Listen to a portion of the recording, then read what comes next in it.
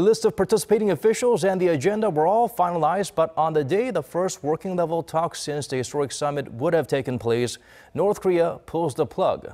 Reason: the Seoul-Washington joint military exercise is ruining the diplomatic mood, according to the regime. A sudden turnaround as it seemed okay with the drills just weeks ago. Jung-hee at the Unification Ministry has our top story. 30 minutes past midnight, and only 10 hours before the high-level talks were to begin, North Korea notified South Korea abruptly that the meeting was canceled. Pyongyang also released a lengthy statement through its state media. It said it couldn't help but call off the talks, pointing to a combined Air Force drill by South Korea and the U.S. called Max Thunder, which started last Friday. It said the drills are a rehearsal for a, quote, preemptive airstrike, a challenge to the Panmunjom Declaration, and an intentional military provocation.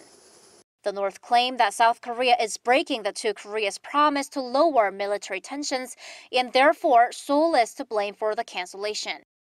Pyongyang also lashed out at the U.S., saying Washington will have to think carefully about the fate of its own summit with the North, leaving open the possibility of canceling the Kim-Trump summit as well. Seoul expressed regret over Pyongyang's decision. North Korea made a unilateral decision to postpone the high-level talks right after notifying us of the date, citing our regular joint Air Force drills with the U.S.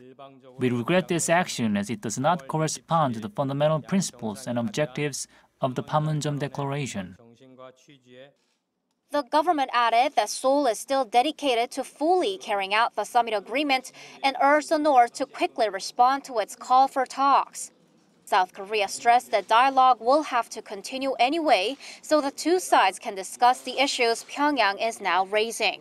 Seoul sent a message to North Korea on Wednesday afternoon that was similar to its official public response.